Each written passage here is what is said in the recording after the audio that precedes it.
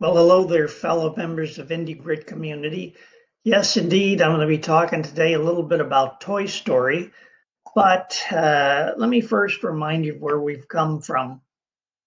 2 weeks ago, I brought to you the concept of the Stockdale paradox, and that represents the stance that we take in facing this double trouble that's all around us. That double trouble being the global pandemic coupled with economic collapse. And the Stockdale paradox would have us embrace the tension between confronting and facing the brutal truth about these circumstances, while at the same time remaining confident that we can get through to the other side successfully, um, and perhaps even come out stronger than when we started. Last week, I spoke to you about the first of the three character traits that I consider to be absolutely imperative for leading through this crisis, and that was humility. And I brought to you the case study of United Airlines Flight 232 and Captain Alfred Haynes, and who modeled humility that led to successfully saving many, many lives in that crash landing of United Flight 232. Well, today I want to talk to you about curiosity, the second of these three character traits. Next week, I'll talk to you about generosity, but today, curiosity. And there is a thing that I consider to be idle curiosity, and of course, that's not what I'm advocating. Today, I'm talking about what I'll refer to as constructive curiosity. And I believe that humility is a prerequisite for constructive curiosity. And I would also add that creativity is tightly linked to constructive curiosity. Well, and so that brings me to Toy Story, and Toy Story being the first full feature film produced by Pixar Animation Studios in 1995. And so it's Pixar Animation Studios that I want to highlight as an organization that has curiosity as one of its corporate virtues. And there are many ways in which Pixar uh, embraces and nurtures curiosity. Um, and they have this unique track record of 20 plus feature films, no flops, this very distinctive corporate culture that has withstood the acquisition by Disney studios, and they remain very distinctive in their corporate culture. And one hallmark of that is something they refer to as their creative brain trust. And the Creative Brain Trust is a group of all of their senior veteran filmmakers that is accessible to any filmmaker who has a film in production. And that filmmaker is encouraged over the life cycle of the film that they're working on to convene the Creative Brain Trust, show the unfinished film to the Brain Trust, and then ask them some really good questions. And you may think to yourself, well, that sounds more like collaboration to me. But I can assure you it's not about collaboration. It is, in fact, about curiosity, because you can think of the brain trust, the creative brain trust, as being the knowledge base and that the filmmaker has available to query, because the creative brain trust is not there to advocate for their own ideas or make suggestions. They're there at the pleasure of the filmmaker to respond to the questions that the filmmaker has, that he or she then uses to enrich the film that they're working on. Well, that's just one of the ways that Pixar has embraced curiosity and uses it to their strategic advantage. I want to shift gears and talk about the way that curiosity looks at data. And for this, I'm going to tell you a little bit about shoes. And several years back, the shoe industry created a survey, and they surveyed various households and determined that the average number of shoes owned by adults in the United States is 17. Now, if you were a curious person, you'd want to know how that breaks down between men and women. And if you did, you would find out that the fact that they're on average 17 shoes are owned by the average American, you'd quickly realize that, while it's true, it's not a very helpful fact, because the reality is that men own 12, on average, 12 pairs of shoes, but it's 27 for women. And so that's what you really need to know if you're selling shoes. But if you have a keen curiosity, there's an awful lot more you can learn about who buys shoes. And for that, I'm going to refer you to the author of the 80-20 principle, Richard Kochs. And so Kochs puts on seminars all the time. And one of the things that he does at nearly every seminar is he does a little experiment. And I'm going to share with you the results of that experiment that are remarkably similar, no matter where he puts on his seminar. So let me read to you this little experiment that Koch has fun in doing. I said, everybody stand up if you have shoes on. Everyone stood. I said, if you own fewer than 4 pairs of shoes, please sit down. A bunch of people sat down and about 50 were still standing. If you own fewer than 8 pairs of shoes, sit down. More people sat down, about 30 left. If you own fewer than 16 pairs of shoes, sit down. 13 people, 9 of them women, still standing. 32 pairs of shoes, 3 women standing. I smiled. Don't be embarrassed, ladies. Just tell the truth, because I'm illustrating a principle here. How many of you have more than 64 pairs of shoes? 2 sit down, 1 left standing. She cringes with embarrassment. How many shoes do you have? About 80. Thank you so much. You can sit down now. Give this woman a hand. Well, Koch goes on. He wants to do something that will kind of illustrate the same thing that picks on men for the second experiment, which has to do with domain names.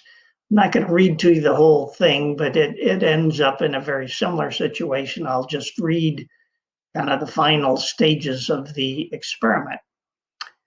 At 5,000 domain names, I've got 2 people left. At 10,000, 1 guy sits down. Mickey Kennedy from Baltimore, one of my best customers, is the only one left standing. How many domain names do you own? 12,000. Mickey was a domainer, the domain name equivalent of flipping real estate. He owned entire portfolios of domain names, some selling for tens of thousands of dollars. In a room of 80 people, 1 guy owned nearly half.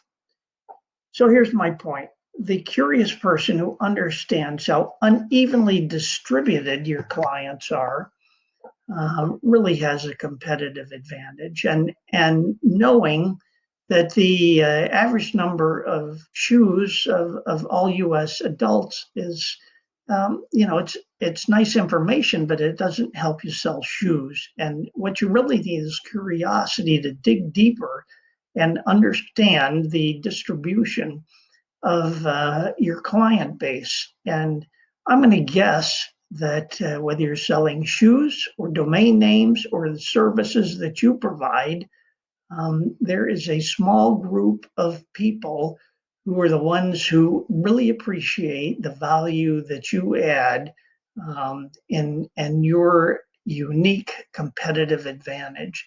So I encourage you to make sure you're curious so you really understand your competitive advantage and the unique value that you own for those people, and who those people are that value and will pay for that competitive advantage. And here's the reason why I think this is especially important today, and I'm speaking about it, and that is because um, the situation that we're in today is one where the competitive landscape is changing. And once again, I'm going to borrow from my favorite Wall Street Journal journalist, Peggy Noonan. And I'm not quoting her, but I'm kind of giving it to you by memory. But in this week's journal, she writes that yes, we're all in the same storm together, but we're not all in the same boat. Some of us are in yachts, and others of us are in leaky rowboats with one oar. And so I believe that is very true. And so that's the reality of um, the clients that we serve. Some of them are sailing through this in their yachts, and it's had very little impact on them. And others of our clients are really having a hard time of it. They're in the leaky rowboat with one oar. And that's true of our clients. It's true of our competitors as well. And it takes curiosity to really understand how unevenly our client base is distributed, as well as the competitive environment that we'll be entering when business resumes. Let me give you a personal insight. When Governor Holcomb issued his stay-at-home order, my wife and I decided that we would play it safe and stay at home. We had a lot of friends, thankfully, who offered to bring us our groceries, do errands for us, and we decided that we'd play it safe and take advantage of that. And so last week, for the first time in about a month, we ventured out and we took a little ride, and boy, all we had to do was turn the corner in our new neighborhood, and we saw changes all about us that were startling. There were homes that were just under construction a month ago that now were almost completed, and the neighborhood had changed right under our nose, and we were completely oblivious to it while we were inside. And I tell you that story because I believe that's the way it's going to be as business resumes. There are going to be some very stark changes in the playing field that we're playing on, you and I and our competitors and our clients. And at the same time, there are going to be some things that are a lot more subtle that it will take some curiosity, some keen curiosity to really discern. And if you're able to do that, it will provide you a competitive advantage that I think will be important for you. Well, let me give you one more final, very practical thought. And here we are going into this new week, and you may be thinking to yourself, wow, I feel like I'm in over my head. And here's some advice that I got from Seth Godin a number of years ago that I've leaned on a number of times, and I'll give to you. If you are feeling as though you're in over your head, you need to exercise your curiosity to determine what kind of problem you're facing. You could be facing a deep water problem, or you could be facing a high wave problem. And a deep water problem looks like this. It looks like you're used to swimming in 10 feet of water, but now you're facing 100 feet of water. And the reality is that swimming is fundamentally the same in 10 feet of water as it is in 100 feet of water. And so this would be if you're used to presenting to 20 people, and now you've got a presentation to make to 2,000 people. Well, that presentation is not going to be 100 times more challenging than presenting to the group of 20. It just, the stakes are higher and it feels a lot different. On the other hand, you could be facing a big wave problem. And the big wave problem is fundamentally different. And here's what that looks like. If you're used to surfing in swells of 6 feet and you've got a 25-foot wave coming your way, it's going to take more than a lot. It's going to take more than just more effort to ride that 25-foot wave. In fact, it's going to take some new skills that you don't need and have not exercised in riding 6-foot swells. So if you've got a 25-foot wave coming your way, that would be a good time to maybe give me a call. I can't promise you that I've got a silver bullet for you, but I can certainly give you my best advice. So here we are facing another week. I encourage you to exercise and embrace the tension, the Stockdale paradox. I encourage you to exercise humility, curiosity, and generosity in the week ahead. I encourage you to have your team cultivate, especially in this week ahead, the character quality of curiosity. And for you to exercise curiosity when it comes to your clients and the new challenges that they may be facing as they resume their business. And if you are the one who has that keen curiosity to discern the new challenges that they'll be facing as they resume their business, it will certainly be a competitive advantage for you.